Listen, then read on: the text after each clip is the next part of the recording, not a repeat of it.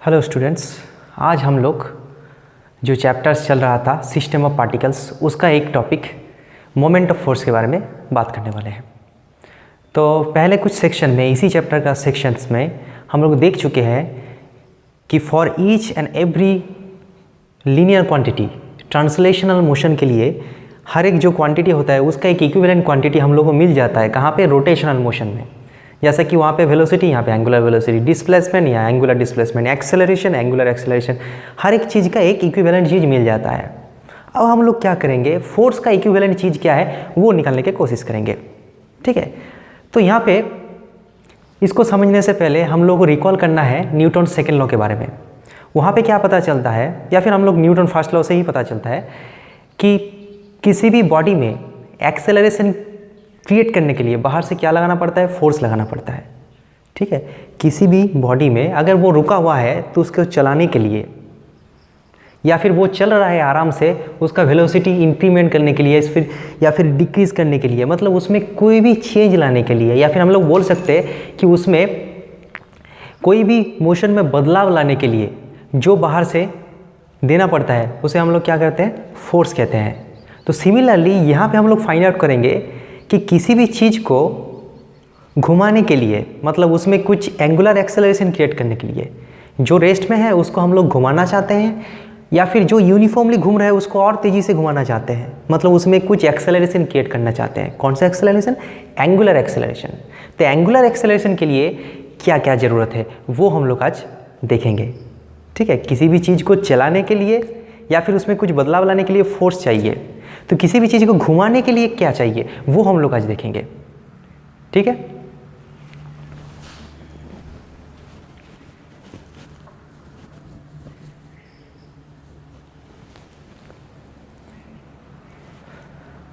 अब यहाँ पे एक क्वेश्चन आता है कि किसी भी चीज़ को चलाने के लिए या फिर उसको मोशन में बदलाव लाने के लिए हम लोग फोर्स अप्लाई करते हैं, तो घुमाने के लिए क्या फोर्स सफिशिएंट है? मतलब फोर्स लगाने से कोई चीज़ घूम जाएगा, या फिर और भी कोई चीज़ का ज़रूरत है? हाँ, वो तो चाहिए, ऑब्वियसली चाहिए कि कोई भी चीज़ को घुमाने के लिए फोर्स तो लगाना ही पड़ेगा। ठीक है, जैसे कि मान लेते हैं यहाँ पे एक दरवाज़ा है ऐसे। ठीक है, एक दरवाज़ा है, तो ए एक्सिस है। एक एक्सिस क्या है? एक्सिस जो होता है वो फिक्स्ड होता है, एक्सिस फिक्स्ड है और दरवाज़ा ऐसे ऐसे घूम सकता है।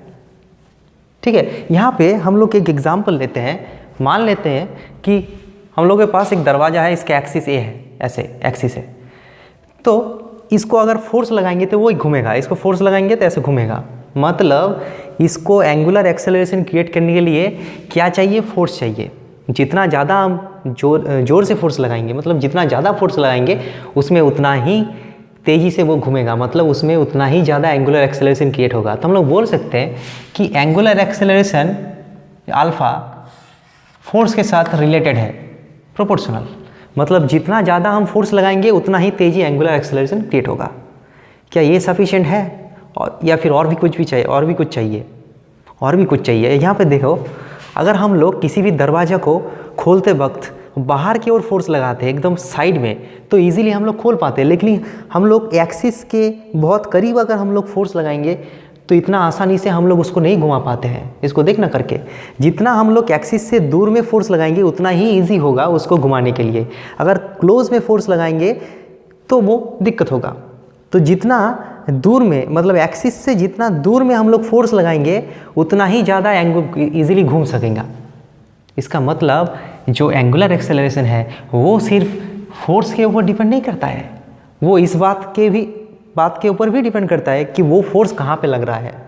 एक्सिस से जितना दूर में फोर्स लग रहा है उतना ही ज़्यादा आसानी हो रहा है। मतलब alpha is proportional to R. R मतलब डिस्टेंस। किसका डिस्टेंस? जहाँ पे फोर्स लगा रहा है उस पॉइंट का डिस्टेंस। कहाँ से डिस्टेंस? एक्सिस से। जहाँ पे दरवाज़ा फिक्स्ड है वहाँ से कितना दूरी पे फोर्स लग रहा है वो इम्पोर्टेंट है। जितना ज़्यादा दूर में हम फोर्स लगाएंगे उतना ही आसानी होगा उसको घुमाने के लिए। हम लोग इसको दूसरे तरीके बोल सकते हैं कि angular acceleration is proportional to R. R जितना ज़्यादा होगा एंगुलर एक्सेलरेशन उतना ज़्यादा होगा। हो गया। और क्या बाकी रहा? और एक चीज़ बाकी रहा, अगर हम लोग ये जो दरवाज़ा है अगर ऐसे फोर्स लगाएंगे। ये दरवाज़ा है, हम लोग ऐसे फोर्स लगाएंगे, वो घूमेगा क्या? नहीं घूमेगा। मतलब जो दरवाज़ा है उसके साथ हम लोग परपेंडिकुलर फोर्स लगाएंगे तभी घूमेगा। अगर हम लोग ऐसे लगाएंगे फोर्स, जितना भी जोर से फोर्स लगाए वो नहीं घूमेगा। इसका मतलब हम लोग आर और एफ में 90 डिग्री एंगल जब रख रहे हैं तो हम लोग आसानी से उसको घुमा पाते हैं। और जब आर के ओर ही हम लोग फोर्स लगा रहे हैं, मतलब आर मतलब इस पॉइंट का डिस्टेंस, तो इस पॉइंट्स के हम लोग दरवाज़ा को ऐसे फोर्स लगाएंगे, ऐसे इसको फोर्स लगाएंगे तो उसमें कोई रोटेशन नहीं आएगा। इसको ये तभी घूमेगा जब हम लोग ऐसे लगाएंगे, तो जब ऐसे लगाएंगे तो कोई भी रोटेशन नहीं होगा। तो जब थीटा 0 है, मतलब आर और एफ के बीच में एंगल 0 है, तो उसमें कोई रोटेशन नहीं आ रहा है। लेकिन अगर हम लोग परपेंडिकुलर रहेंगे तो मैक्सिमम आ रहा है। इसीलिए हम लोग बोल सकते हैं कि alpha is proportional to sine theta. क्यों साइन थीटा, कॉस थीटा क्यों नहीं? क्योंकि यहाँ पे हम लोग देख रहे हैं कि एंगल जब 0 है आर और एफ के बीच में तो मिनिमम है, और जब परपेंडिकुलर है मतलब 90 है तो मैक्सिमम है। तो कौन सा चीज़ ले ताकि 0 में वो मिनिमम होता है और 90 में मैक्सिमम होता है, वो क्या होता है? Sine theta. इसका मतलब जो एंगुलर एक्सेलरेशन है, एंगुलर एक्सेलरेशन को क्रिएट करने के लिए सिर्फ ए सफिशिएंट नहीं है, ये भी देखना पड़ेगा कि कितना दूरी पे उसको फोर्स लग रहा है। और आर वेक्टर्स मतलब position vector of the point where the force is applying, उस पॉइंट का जो पोजीशन वेक्टर है, डिस्टेंस है, उसके साथ फोर्स कौन सा एंगल में लग रहा है वो भी इम्पोर्टेंट है। मतलब अल्फा सिर्फ इसके ऊपर नहीं डिपेंड करेगा, ये तीनों के ऊपर डिपेंड करेगा। लेकिन लीनियर मोशन में, ट्रांसलेशनल मोशन में हम देख चुके हैं कि ए सिर्फ ए किसके साथ रिलेटेड था? ए सिर्फ एफ के साथ related, F equals to M है, ऐसा था। लेकिन यहाँ पे अल्फा जो है एंगुलर एक्सेलरेशन, वो सिर्फ एफ के ऊपर डिपेंड नहीं है, तीनों चीज़ के ऊपर डिपेंड है। तो इसके भी ऊपर डिपेंड है, इसके भी ऊपर है, इसके भी ऊपर डिपेंड है। तो क्योंकि अल्फा तीनों चीज़ के ऊपर डिपेंड है, तो क्यों ना इन तीनों चीज़ मिला के एक नया क्वांटिटी बनाया जाए और उसको कुछ अलग नाम देते हैं। तो तीनों चीज़ हम लोग एक नया चीज़ बनाते हैं जिसको हम लोग are F sine theta, are F sine theta ऐसे बोलते हैं। तो ये जो चीज़ है यहाँ पे क्या है, ये तीनों चीज़ मिला के एक नया क्वांटिटी बना है और इसका नाम हम लोग क्या देंगे? इसका नाम देंगे मोमेंट ऑफ फोर्स। क्या देंगे? मोमेंट ऑफ फोर्स, और इसको हम लोग टॉर्क भी कहते हैं। अब हम लोग अलग अलग नहीं बोलेंगे कि alpha is proportional to this, alpha is proportional to this, alpha is proportional to this.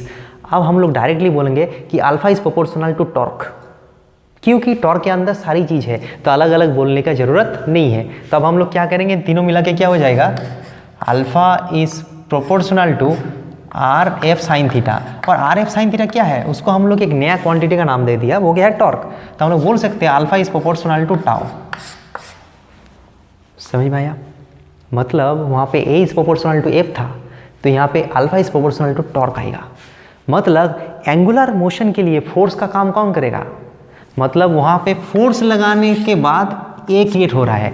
यहाँ पे अगर हम लोग को अल्फा क्रिएट करना है तो क्या लगाना पड़ेगा? फोर्स लगाने से काम नहीं चलेगा, टॉर्क लगाना पड़ेगा। क्या लगाना पड़ेगा? टॉर्क। टॉर्क के अंदर क्या है? Are F sine theta. ये क्या है? टॉर्क का डेफिनेशंस। अब इसको हम लोग वेक्टर फॉर्म में भी लिख सकते हैं। Tau vector is equal to R vector cross F vector, R F sine theta, ऐसे भी लिख सकते हैं। समझ में आया? ओके। इसको हम लोग और कई तरीके से लिख सकते हैं। देखते हैं, यहाँ पे मान लेते हैं कि ए एक्सिस है, ये हमारा क्या है? एक्सिस, ठीक है, एक्सिस है, और ये एक बॉडी है, कोई भी बॉडी है, इसका एक पॉइंट है ऐसा, ठीक है। अब देखो ये जो पॉइंट है इसके ऊपर एक फोर्स लग रहा है। कहाँ पे फोर्स लग रहा है? मान लेते कि इधर फोर्स लग रहा है, ऊपर की ओर ये फोर्स लग रहा है। समझ में आ रहा है? तो हम लोग मान लेते हैं कि ये ओरिजिन से इस पॉइंट का जो पोजीशन वेक्टर है वो क्या है? आर वेक्टर, ठीक है। अच्छे से देखना, पोजीशन वेक्टर मतलब ये जो पॉइंट है वो ओरिजिन से कितना डिस्टेंस दूरी पे है, वो जो वेक्टर है वो पोजीशन वेक्टर। पोजीशन वेक्टर हम लोग पहले ही पढ़ चुके हैं। Position of this point with respect to origin, position vector. अब आर और एफ के बीच में एंगल क्या है? ए एंगल है, ये एंगल है थीटा, कुछ मान लेते हैं। तो यहाँ पे आर एफ साइन थीटा जो है, देखो ये अगर आर होगा, अच्छे से देखना, तो ए भी थीटा होगा ना, ए थीटा है तो ए भी थीटा है। तो ए अगर आर है तो ए हो जाएगा, ए क्या हो जाएगा? ये जो डिस्टेंस है एक्स, ये हो जाएगा आर साइन थीटा, होगा कि नहीं होगा? ये अगर आर होगा तो ये होगा आर कॉस थीटा, ये होगा आर साइन थीटा। करके देखना, perpendicular by hypotenuse R sine theta. इसके मतलब हम लोग बोल सकते हैं कि टाउ जो है आर एफ साइन थीटा, उसको हम लोग कैसे भी लिख सकते हैं, F into R sine theta. F into ये जो आर साइन थीटा है वो क्या है? देखो, आर मतलब ओरिजिन से इस पॉइंट का डिस्टेंस, और आर साइन थीटा मतलब क्या है? Perpendicular distance. मतलब अगर फोर्स इधर लग रहा है तो फोर्स के साथ जो जा रहा है वो एक्सिस के साथ कितना परपेंडिकुलर डिस्टेंस में है, वो है आर साइन थीटा। तो इसको हम लोग बोल सकते हैं कि परपेंडिकुलर डिस्टेंस। तो टॉर्क का कितना फार्मूला निकल गया? Original formula R cross F, या फिर आर एफ साइन थीटा, और या फिर force multiplied by perpendicular distance. Force multiplied by perpendicular distance of the point of application, जहाँ पे फोर्स लग रहा है। कहाँ से परपेंडिकुलर डिस्टेंस? एक्सिस के साथ। So this is the formula of torque, और या फिर मोमेंट ऑफ फोर्स, दोनों एक ही चीज़ है, मोमेंट ऑफ फोर्स और टॉर्क। समझ में आ गया? टॉर्क कब जीरो होता है? जब साइन जीरो होता है। मतलब अगर हम लोग आर और एफ एक ही डायरेक्शन में रहेगा, मतलब जहाँ पे पॉइंट है उसी के ओर हम लगाएंगे, एक्सिस के ओर अगर हम लोग लगाएंगे तो उसके ऊपर कोई टॉर्क नहीं आएगा। मान लेते हैं कि एक्सिस है और हम ऐसे फोर्स लगा रहे हैं कि वो लाइन ऑफ एक्शन एक्सिस के थ्रू पास कर रहा है। इफ लाइन ऑफ एक्शन, और हम लोग बोल सकते हैं कि जो पॉइंट ऑफ एप्लीकेशन है वो अगर एक्सिस के थ्रू में जाएगा तो क्या होगा? कोई परपेंडिकुलर डिस्टेंस है ही नहीं, तो उसमें क्या होगा? टॉर्क क्या हो जाएगा? जीरो हो जाएगा। ठीक है, जैसे कि ये एक्सिस है और एक दरवाज़ा ऐसे, तो हम लोग इधर फोर्स लगाएंगे तो वो क्या होगा? वो फोर्स इसके ऊपर पास करेगा, तो वो से क्या होगा? टॉर्क नहीं होगा। टॉर्क क्रिएट करने के लिए ऐसे फोर्स लगाना होगा ताकि वो क्या होगा? एक्सिस में पास ना करे, थोड़ा सा दूर में पास करे, तभी जा के टॉर्क बनेगा, या फिर टॉर्क क्या होगा? जीरो होगा। तो टॉर्क का फॉर्मूला क्या निकला? Force multiplied by perpendicular distance, और इसका vector form R cross F या फिर आर एफ साइन थीटा। ऐसे हम लोग कोई भी चीज़ का टॉर्क निकाल सकते हैं। टॉर्क क्यों बना है, टॉर्क का ज़रूरत क्या है, ये इस कारण बना है। ठीक है, सो यहाँ पे क्या कंक्लूजन निकला? In order to create angular accelerations, force is not sufficient. There are several quantities on which angular acceleration is depends. Now we form a separate quantity, new quantity, which is a combination of these new several quantities on which alpha depend. So we can say that alpha is proportional to torque. It is not the force. So यहाँ पे क्या हुआ? जो force का काम कर रहा है लीनियर मोशन में, फोर्स जो काम कर रहा है, यहाँ पे क्या होगा? टॉर्क काम कर रहा है। चलाने के लिए जो लगता है वो फोर्स, घुमाने के लिए जो लगता है वो क्या है? टॉर्क। एंगुलर मोशन में हम लोग टॉर्क लिखेंगे। अब हम लोग दो एक प्रॉब्लम सॉल्व कर लेते हैं टॉर्क के रिलेटेड। यहाँ पे एक क्वेश्चन पूछा गया है, find the torque of a force 7i hat + 3j - 5k hat। सो पहले हम लोग लिख लेते हैं कि फोर्स दिया है वो क्या है? 7i hat + 3j hat - 5k hat, ये फोर्स दिया है। अबाउट द ओरिजिन के रेस्पेक्ट में टॉर्क जब होता है ना, तो एक अबाउट बोल के एक वर्ड रहता है। अबाउट मतलब किसके रेस्पेक्ट में हम मेज़र कर रहे हैं, क्योंकि जो आर वेक्टर है, मतलब जो परपेंडिकुलर डिस्टेंस है, वो अगर हम लोग ओरिजिन या फिर एक्सिस चेंज कर देंगे तो वो अलग अलग होगा। अलग अलग एक्सिस चूज करने के लिए अलग अलग टॉर्क निकलता है। ठीक है, the force acts on a point whose position vector is i j k. एक ऐसा पॉइंट में वो एक्ट कर रहा है जिसका पोजिशन वेक्टर ऐसा है ओरिजिन के रेस्पेक्ट में, i hat - j hat + k hat. तो इसका टॉर्क निकालना है, ये जो फोर्स है इसका टॉर्क निकालना है, इस फोर्स की वजह से कितना टॉर्क प्रोड्यूस हो रहा है। तो टॉर्क का फॉर्मूला क्या होता है? वेक्टर फॉर्मूला हम लोग यूज़ करेंगे आर क्रॉस एफ, दूसरा नहीं यूज़ करेंगे। तो यहाँ पे क्या हो जाएगा? जैसे कि हम लोग ए क्रॉस बी करते हैं वैसे ही हम लोग करेंगे, कोई नया बात नहीं है। 7 3 - 5, उसके बाद 1 - 1 1। ठीक है, इसके बाद यहाँ पे लिखेंगे आई हैट - j हैट लिख के एक ब्रैकेट देंगे और + k हैट लिख के एक ब्रैकेट देंगे। अब क्या करेंगे? जब आई को लेके काम कर रहे हैं तो इसको ऑफ हो जाएगा। 3 - 5, इन दोनों का प्रोडक्ट माइनस इन दोनों का प्रोडक्ट, फिर j हो जाएगा, तो फिर इन दोनों का प्रोडक्ट मतलब 7 और इन दोनों का प्रोडक्ट माइनस इन दोनों का प्रोडक्ट -5, तो ये हो जाएगा प्लस। डाइट कर रहे हैं, इन दोनों का प्रोडक्ट -7, इन दोनों का प्रोडक्ट 3, तो अल्टीमेटली क्या हो गया? -2i हैट - 12j हैट -10 के हेड। ये हो गया इसका torque, very simple, R cross S, इसको कोई नया बात नहीं। यहाँ पे ये जो प्रॉब्लम है इसको देखना पड़ेगा। एक रॉड रखा हुआ है और रॉड के ऊपर 2 फोर्स लग रहा है 20 न्यूटन का। ये ओरिजिन है, ये फिक्स्ड है, ऐसा रॉड है, ये ओरिजिन फिक्स्ड है, मतलब ये ऐसा घूम सकता है, लेकिन ये जगह नहीं घूमेगा, ये फिक्स्ड है, ठीक है। तो ये जो रॉड है इस जगह को फिक्स्ड किया हुआ है और यहाँ पे फोर्स लग रहा है, यहाँ पे फोर्स लग रहा है। Total length of the rod कितना है 40 सेंटीमीटर, ऊपर से नीचे तक लेंथ कितना है 40 सेंटीमीटर, लेकिन ये वाला छोटा लेंथ कितना है 10 सेंटीमीटर। तो यहाँ पे पूछा गया कि इसके ऊपर नेट कितना टॉर्क लग रहा है। यहाँ पे कितना फोर्स है, 2 फोर्स है, तो 2 फोर्स है तो 2 फोर्स के लिए अलग अलग टॉर्क बनेगा। तो पहले हम लोग देखते हैं कि 20 न्यूटन के लिए कितना टॉर्क बनेगा। तो टॉर्क का फॉर्मूला क्या है, force multiplied by perpendicular distance from the origin या फिर एक्सिस। फोर्स कितना 20 न्यूटन, परपेंडिकुलर ये एक्सिस है तो इसके ये ऐसे लग रहा है फोर्स, तो परपेंडिकुलर कितना डिस्टेंस में है, टोटल लेंथ कितना है 40, तो ये लेंथ कितना होगा 20 इंटू 10⁻²। समझ में आया क्यों, क्योंकि ये 20 सेंटीमीटर था तो मीटर में कन्वर्ट कर दिया। तो 20 multiplied by 20 400 multiplied by 10⁻², it becomes 4। Unit क्या होगा, टॉर्क का यूनिट क्या होता है, force into distance perpendicular distance. Force का यूनिट क्या होता है न्यूटन, डिस्टेंस का मीटर, सो टॉर्क का यूनिट क्या होगा न्यूटन मीटर। अच्छा, अब देखना है कि क्लॉकवाइज की एंटी क्लॉक, ये तो एक्सिस है फिक्स्ड और ये ऐसा फोर्स लग रहा है, तो अगर हम लोग इसको ऐसे फिक्स्ड है, इस चीज़ को ऐसा फिक्स्ड है और हम लोग ऐसे फोर्स लगाएंगे तो कहाँ पे घूमेगा, क्लॉकवाइज की एंटी क्लॉकवाइज, क्लॉकवाइज घूमेगा। तो ये क्या होगा क्लॉकवाइज।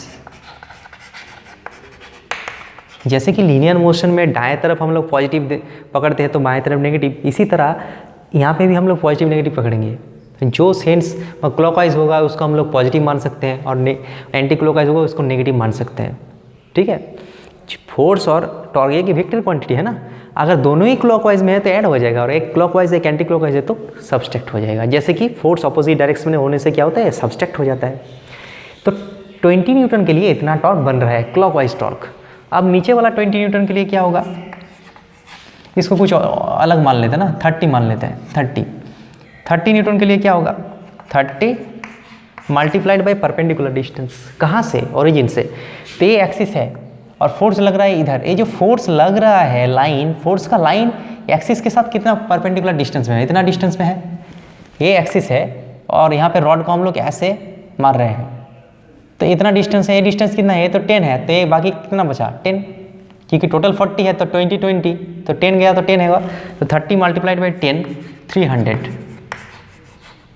सॉरी 10⁻² मल्टीप्लाई होगा मतलब 3 हो जाएगा, 3 न्यूटन मीटर। अब इसका सेंस क्या होगा, 30 न्यूटन के लिए जो टॉर्क बनेगा उसका सेंस क्या होगा क्लॉकवाइज या एंटी क्लॉकवाइज। देखो ये रॉड बीच में फिक्स्ड है, अगर हम लोग यहाँ से फोर्स लगाएंगे तो क्या होगा, देखो क्लॉकवाइज होगा, तो ये भी क्लॉकवाइज है और वो भी क्या है क्लॉकवाइज, तो क्लॉकवाइज होगा। तो यहाँ पे हम लोग देख सकते हैं कि दोनों ही फोर्स के लिए जो टॉर्क लग रहा है दोनों ही क्लॉकवाइज है, मतलब नेट टॉर्क कैसे मिलेगा, दोनों को ऐड कर देने से मिल जाएगा। सो नेट टॉर्क कितना होगा, नेट टॉर्क 4 + 3 कितना हो जाएगा 7 न्यूटन मीटर, और नेट टॉर्क का सेंस किधर होगा क्लॉकवाइज। समझ में आया, तो ऐसे हम लोग टॉर्क निकालते हैं, टॉर्क को वैल्यू भी निकालना है और उसका डायरेक्शन भी निकालना है। यहाँ पे डायरेक्शन मतलब क्लॉकवाइज या फिर एंटी क्लॉकवाइज, ठीक है। Force multiplied by perpendicular distance, उसे पहचानने के सबसे बढ़िया तरीका है कि जो फिक्स्ड है उसे फिक्स्ड कर दो। ये इमेजिन करो अगर हम लोग यहाँ पे फोर्स लगाएं तो वो किधर घूमेगा, इधर घूमेगा कि इधर घूमेगा, इसको मतलब अच्छे से देखना है, ठीक है। यहाँ पे और एक इंटरेस्टिंग प्रॉब्लम को हम लोग सॉल्व कर लेते हैं। यहाँ पे क्या है, एक रॉड है और रॉड के दोनों साइड में, ये रॉड है, रॉड के दोनों साइड में 2 मास रखा हुआ है। रॉड का कोई मास नहीं है, रॉड मासलेस है। यहाँ पे 30 kg का एक मास है, यहाँ पे 10 kg का मास है। तो अगर हम लोग इसको बैलेंस करना चाहते हैं, मतलब इक्विलिब्रियम फाइंड करना चाहते हैं, इक्विलिब्रियम का मतलब क्या होता है, जब वो नेट टॉर्क उसमें क्या लगता है 0। इक्विलिब्रियम का मतलब हम लोग पहले पढ़ चुके हैं कि इक्विलिब्रियम का मतलब नेट फोर्स 0 लगता है, मतलब उसमें कोई नेट फोर्स नहीं लग रहा है, वो नहीं चल रहा है या फिर यूनिफॉर्मली घूम रहा है, चल रहा है। और एंगुलर मोशन के लिए इक्विलिब्रियम का मतलब क्या होता है, उसके ऊपर नेट टॉर्क 0 है, या फिर बोल सकते हैं वो घूम नहीं रहा है, या फिर अगर ये भी बोल सकते हैं कि वो यूनिफॉर्मली घूम रहा है। तो यहाँ पे देखो अगर इसको छोड़ देंगे तो अगर बीच में रहेगा ये नाइफ एज तो वो इधर चला आएगा, क्योंकि बीच में है और इसमें ज़्यादा भारी है तो वो ऐसे हो जाएगा। लेकिन हम लोग को ऐसा नहीं करना है, हम लोग को बैलेंस करना है। तो बैलेंस करने के लिए जो नाइफ एज है वो कहाँ पे रखना होगा ताकि वो बैलेंस में रहे। ठीक है, तो हम लोग क्या करेंगे, देखो हम लोग मान लेते हैं कि जो नाइफ एज है, ये जो नाइफ एज है इसको हम लोग मान लेते हैं कि एक डिस्टेंस दूरी पे रखा हुआ है। ठीक है, तो बाकी का कितना डिस्टेंस यहाँ पे दिया हुआ है कि 10 सेंटीमीटर इज द लेंथ,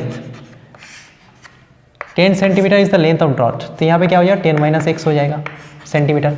हम लोग मान लेते हैं कि जो 10 kg का मास है उससे 1 सेंटीमीटर दूरी पे यहाँ पे नाइफ एज अगर हम लोग रखेंगे तो वो बैलेंस में रहेगा। कहाँ पे रखना चाहिए वो तो बाद में देखेंगे। तो और टोटल लेंथ कितना है 10 सेंटीमीटर। तो यहाँ पे हम लोग बोल सकते हैं कि ये इक्विलिब्रियम में तभी रहेगा जब क्या होगा, net torque over the system, मतलब हम लोग ये भी बोल सकते हैं कि ऐसे बोल सकते हैं मस्ट बी 0। हम लोग न्यूटन्स लॉ में क्या करते हैं, सम ऑफ एफ इक्वल्स टू 0। यहाँ पे क्या होगा, सम ऑफ टॉर्क इक्वल्स 0। यहाँ पे कितना टॉर्क लग रहा है वो देखना पड़ेगा। यहाँ पे देखो एक टॉर्क, यहाँ पे एक फोर्स लग रहा है, कितना फोर्स 30 × 10 300 न्यूटन। कैसे, m × g उसका वेट लग रहा है, यहाँ पे एक वेट लग रहा है कितना 100 न्यूटन। तो दो फोर्स यहाँ पे लग रहा है, एक 30 kg के लिए 30 न्यूटन, 300 न्यूटन 100 न्यूटन।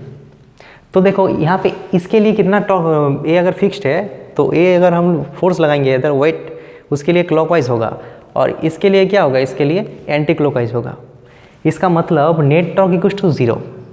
इसका मतलब हम लोग ये भी बोल सकते हैं कि torque clockwise is equals to torque of anti clockwise. जैसे कि हम लोग न्यूटन्स लॉ में करते थे, ये भी न्यूटन्स लॉ ही है लेकिन उसका एंगुलर फॉर्म है। नेट फोर्स हम लोग क्या लिखते थे, न्यूटन फर्स्ट लॉ, ये न्यूटन फर्स्ट लॉ है। Net force equals to 0। So ऊपर में जितना फोर्स नीचे में उतना फोर्स, दाएं तरफ जितना फोर्स बाएं तरफ इतना फोर्स, ऐसे होता। तो यहाँ पे क्या होगा, क्लॉकवाइज जितना टॉर्क एंटी क्लॉकवाइज इतना ही टॉर्क। तो क्लॉकवाइज टॉर्क कौन लगा रहा है 300 न्यूटन, 300 न्यूटन। कितना डिस्टेंस पे है वो, एक्सिस के साथ कितना डिस्टेंस से है, ये एक्सिस है। ठीक है, ये एक्सिस है और फोर्स लग रहा है ऐसे, तो कितना डिस्टेंस पे है 10 - x सेंटीमीटर पे। तो हम लोग इसको मीटर में कन्वर्ट कर सकते हैं। ठीक है, अब हम लोग क्या करेंगे, देखो ये जो टॉर्क एंटी क्लॉकवाइज है इसके लिए क्या करेंगे, 100 न्यूटन है और कितना डिस्टेंस पे है एक्सिस के साथ x से कैंसिल आउट हो जाएगा। तो यहाँ पे क्या बचेगा, देखो ये भी कैंसिल आउट हो जाएगा। 10 - x/x इक्वल्स टू 1/3। ये 10/x - 1 equals to 1/3। So 10/x equals to 1 + 1/3 4/3।